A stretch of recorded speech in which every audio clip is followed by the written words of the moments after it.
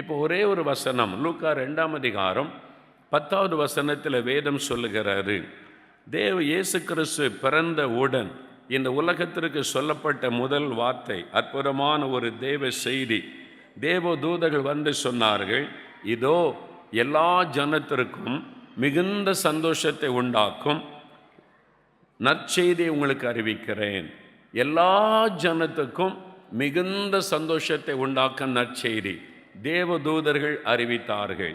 Joy to the world என்று சொல்லி இந்த ப்ரோக்ராமுக்கு பெயர் வைக்கப்பட்டிருக்கிறார்.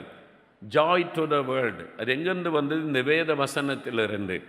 தேவன் இயேசு இந்த உலகத்தில் அவதரித்த போது உலகத்துக்கு சொல்லப்பட்ட வார்த்தை இதுதான், எல்லா ஜனத்துக்கும் மிகுந்த சந்தோஷத்தை உண்டாக்கும் நற்செய்தி.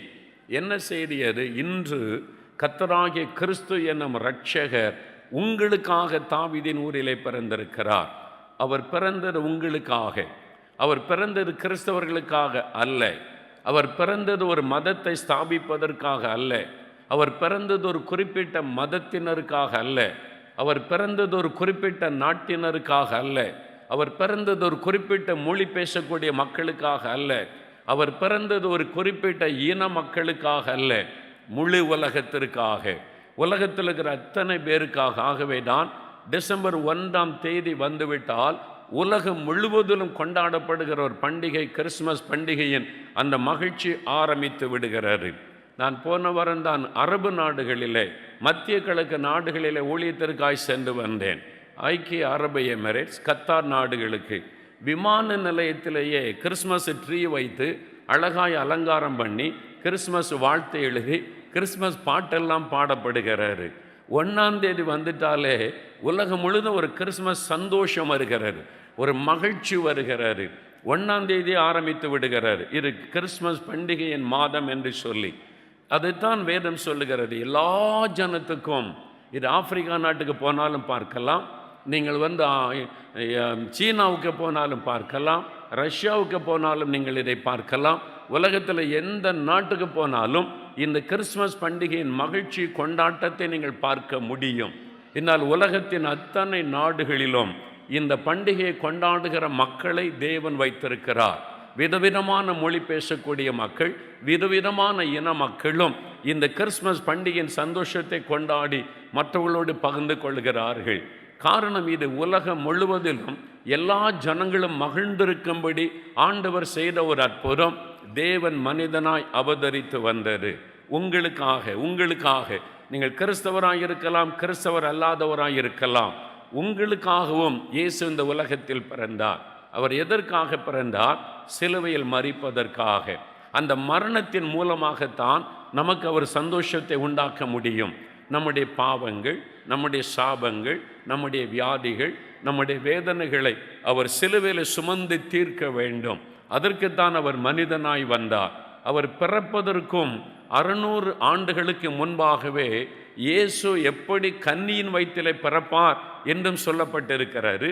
இயேசு எப்படி சிலுவையிலே பாடுபட்டு மரிப்பார் என்பதும் வேதத்தில் எழுதப்பட்டிருக்கிறாரு.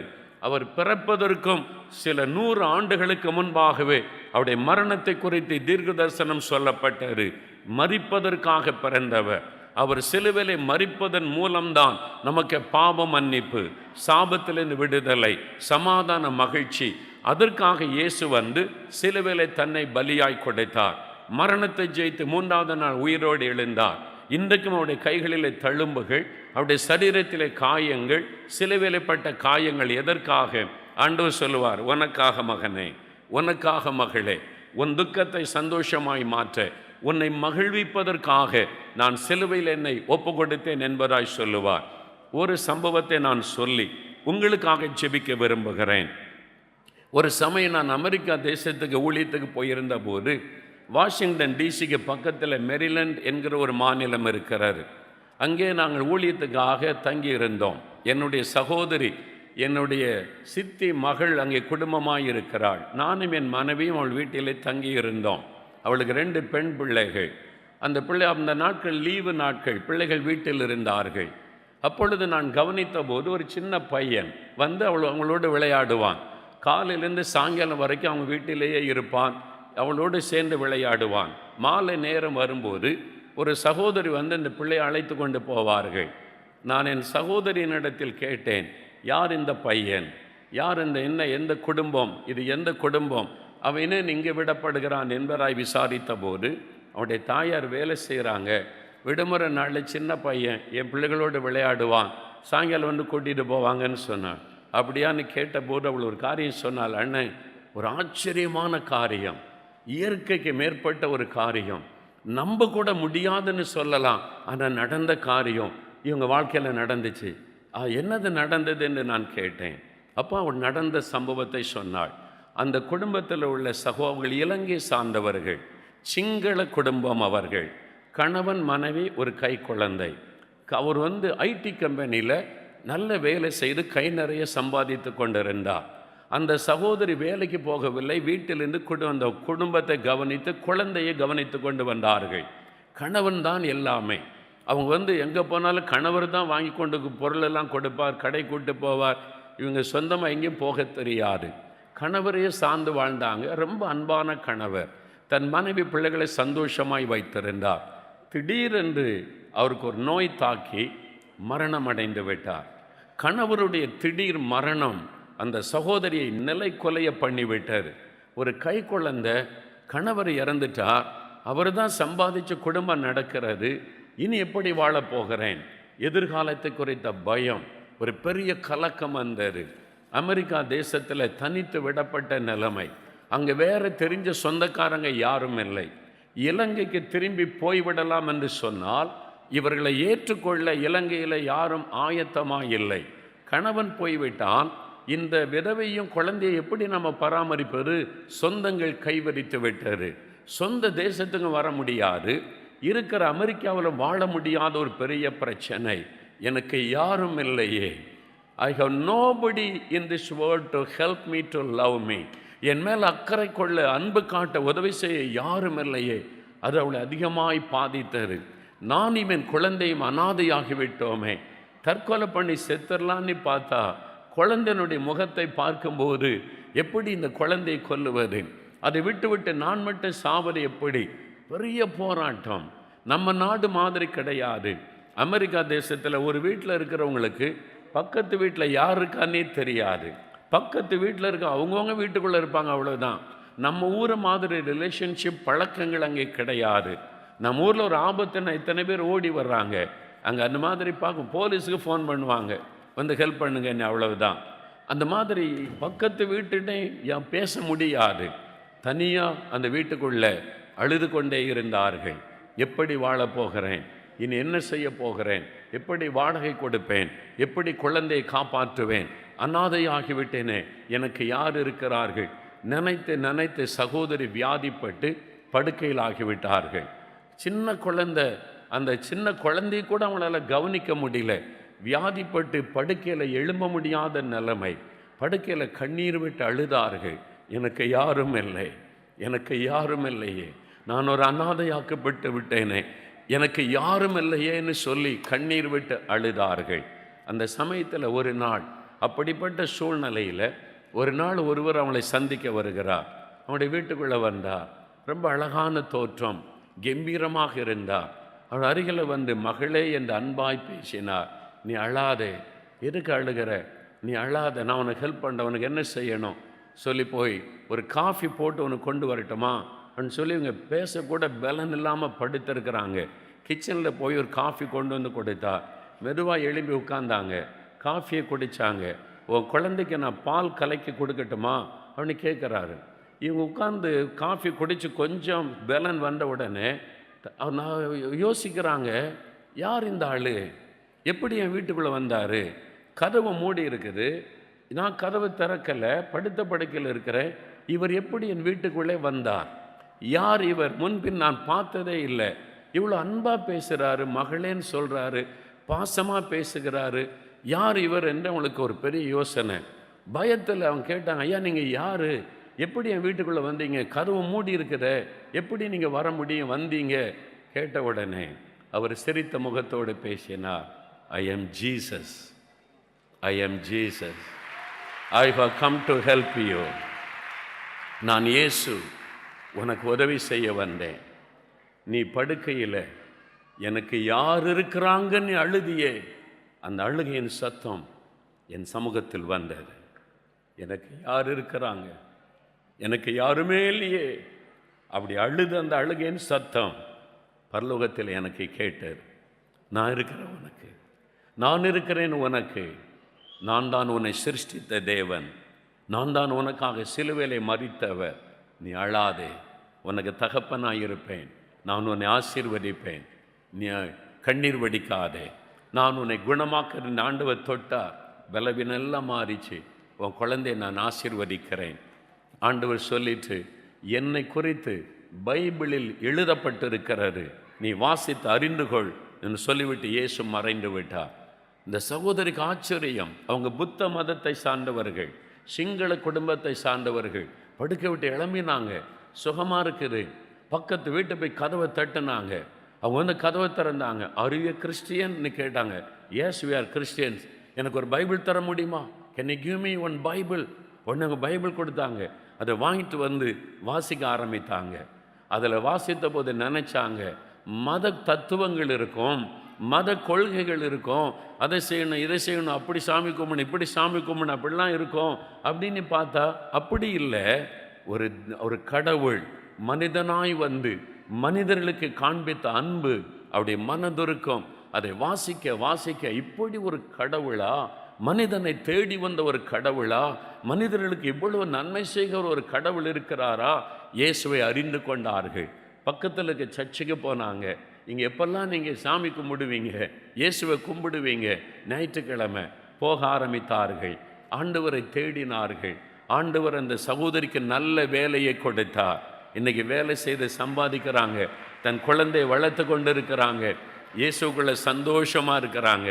அவங்க சொல்கிறாங்க, நான் அனாதை ஆயிட்டேன், எனக்கு யாருமே இல்லை, செத்து போயிடும்னு நீ நினைத்தேன், ஆனால் என்னை நேசிக்கிற ஒரு கடவுள் இருக்கிறார், என் மீது அக்கறை உள்ள ஒரு கடவுள் இருக்கிறார் என்பதை நான் அறிந்து கொண்டேன் என்று சொன்னார்கள்.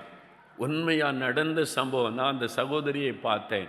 என் சகோதரி சொன்னாள், அண்ணன் ரொம்ப ஆச்சரியம், அவங்க வீட்டில் இயேசு வந்து தன்னை வெளிப்படுத்தி இன்றைக்கி அவங்க ரொம்ப சந்தோஷமாக வாழ்ந்து கொண்டு இருக்கிறாங்கள் என்று சொல்லி. அதுக்கு தான் இயேசு வந்தார். மதத்தை ஸ்தாபிக்க வரவும் இல்லை, மதத்தை பரப்புங்கள் என்று இயேசு சொல்லவும் இல்லை. மனிதனுக்கு தன் அன்பை வெளிப்படுத்த வந்தார். உன் மீது அக்கறை உள்ள ஒரு தேவன் நான் இருக்கிறேன், உன் மீது கரிசனை உள்ள ஒரு தேவன் நான் உனக்கு இருக்கிறேன், உனக்காக சிலுவையில் மரித்து என் இரத்தத்தை எல்லாம் சிந்தி கொடுத்து உனக்கு தகப்பனாயிருக்க விரும்புகிற ஒரு நல்ல கடவுளாக நான் உனக்கு இருக்கிறேன், எனக்கு யாருமில்லை என்று கலங்காதே என்று சொல்லுவதற்காக அவர் இந்த உலகத்தில் மனிதனாக அவதரித்து வந்தார். இன்றைக்கி யாரோ ஒருவர், எனக்கு யாருமே இல்லையே, என்னை நேசிக்க, எனக்கு அன்பு காட்ட, என்னை புரிந்து கொள்ள யாருமே இல்லையே, நீ அழுது கொண்டிருக்கலாம், தனிமையில் கண்ணீர் வடித்து கொண்டிருக்கலாம். உங்களை தான் சந்திக்க இன்றைக்கு இயேசு வந்திருக்கிறார். உங்களோடு தான் அவர் பேசுகிறார். உனக்கு நான் இருக்கிறேன் மகனே, உனக்கு நான் இருக்கிறேன் மகளே என்று அவர் உங்களுக்கு சொந்தமாக்கி கொள்ளுங்க. அவரை தகப்பனாக ஏற்றுக்கொள்ளுங்க.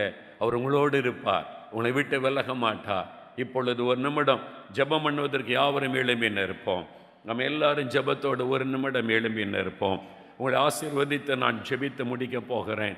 எல்லாரும் அப்படி ஒரு நிமிடம் கண்களை மூடி, நம் எண்ணம் சிதறாமல் இருக்கும்படி கண்களை மூடி ஒரே ஒரு நிமிடம் இந்த இயேசுவின் அன்பை நினைத்து பாருங்கள். எனக்காக மனிதனாய் வந்த ஒரு கடவுள், எனக்கு அன்பு காண்பிப்பதற்காக, என் மீது என் தோளிலே கை போட்டு என்னை நேசிக்கிறேன் என்று சொல்லுவதற்காக எனக்காக மனித அவதாரம் எடுத்து வந்த இயேசு கிறிஸ்து, அவர் உங்களுக்காக சிலுவையில் மரித்தவர், தன் இரத்தத்தை சிந்தினவர், மரணத்தை ஜெயித்த உயிரோடு எழுந்தவர். அவர் சொல்லுகிறார், மகனே உனக்கு நான் இருக்கிறேன், மகளே உனக்கு நான் இருக்கிறேன். இந்த இயேசு எத்தனை பேருக்கு வேணும்? அந்த இயேசு உங்களுடைய உள்ளத்தில் இருக்கிறாரா? உங்கள் வாழ்க்கையில் இருக்கிறாரா? இப்படிப்பட்ட அந்த அன்பான கடவுள் எனக்கு வேணும், எனக்கு ஒரு தகப்பனாக தாயாக என் கூட இருந்து என்னை வழிநடத்த ஒருவர் எனக்கு வேணும். நான் தனிமையில் கலங்குகிறேன், எல்லாரும் எனக்கு இருந்தும் யாருமே இல்லாதது மாதிரி ஒரு தனிமை உணர்வு நான் கஷ்டப்படுகிறேன், இந்த இயேசு எனக்கு வேண்டும். அப்படி சொல்கிறவங்க வலதுகரம் உயர்த்துங்கள், அப்படியே கண்களை மூடி இருங்க. உங்களுக்காக நான் ஜெபிக்க போகிறேன். ஒரு நிமிடம் சொல்லுங்க, இயேசுவே நீர் எனக்கு வேண்டும், என் உள்ளத்தில் நீர் வர வேண்டும், எனக்கு தகப்பனாக நீர் இருக்க வேண்டும். இந்த உலகத்தில் என்னை புரிந்து கொள்ள யாரும் இல்லை, என்னை நேசிக்க உண்மையாய் நேசிக்க யாரும் இல்லை, எனக்கு உதவி செய்ய யாரும் இல்லை. நீங்க எனக்கு வேண்டும் ஆண்டவரே, இயேசுவே எனக்கு தகப்பனாக வேண்டும் ஆண்டவரே, என் வாழ்க்கையில வாரும் என்று சொல்லி கேளுங்கள். தகப்பனே, இதோ கரமுயர்த்தி நிற்கிற இந்த பிள்ளைகளை பாரும் ஆண்டவரே, எனக்கு யாரும் இல்லையே, அன்பு காட்ட, எனக்கு பாசம் காட்ட, என் மீது அக்கறையாயிருக்க யாரும் இல்லையே, தனித்து விடப்பட்டவனை போல விடப்பட்டவளை போல இருக்கிறேனே. இயேசுவே நீர் எனக்கு வேண்டுமென்று யார் யார் இப்பொழுது கரமுயர்த்தி ஜெபிக்கிறார்களோ அத்தனை பேரை நீர் சந்திக்க வேண்டும் என்று நான் ஜெபிக்கிறேன். அவருடைய உள்ளத்திலே நீர் வர வேண்டும் என்று ஜெபிக்கிறேன். இவர்களை நீர் ஆசீர்வதிக்க வேண்டும் என்று ஜெபிக்கிறேன். அந்த தனிமை உணர்வை எடுத்து போடுவீராக, அந்த உள்ளத்தில் இருக்கிற கலக்கங்களை எடுத்து போடுவீராக, எதிர்காலத்தை குறித்த பயத்தை எடுத்து போடுவீராக, அவளை வியாதிகளை சுகமாக்கி நல்ல ஆரோக்கியத்தை கொடுப்பீராக, தடைப்பட்டிருக்கிற நன்மைகளை வாய்க்க பண்ணுவீராக, அவருடைய தேவைகளை சந்தித்து கொடுப்பீராக, தீர்க்க முடியாத பிரச்சனை என்று கலங்குகிற காரியத்தில் ஒரு அற்புத மாற்றத்தை உண்டாக்கி கொடுப்பீராக, இவருடைய துக்கத்தை சந்தோஷமாய் மாற்றி இந்த நாளில் அவர்கள் மகிழ்ந்திருக்க செய்வீராக, ஒவ்வொருவரையும் மகிழ்ந்திருக்க செய்வீராக. இவர்களுக்காக சிலுவையில் மரித்ததை நினைத்தருளும், ரத்தம் சிந்தினதை நினைத்தருளும், ஒவ்வொருவரையும் தொட்டு ஆசீர்வதியும். இயேசுவின் நாமத்தில் இன்று முதல் மகிழ்ச்சி சந்தோஷமுடைய வாழ்க்கையில் நிலைத்திருக்கட்டும். நீர் ஆசீர்வதித்து விட்டதற்காக உமக்கு ஸ்தோத்திரம். உம்முடைய பிரசன்னம் அவர்களோடு கூட இருக்கட்டும்.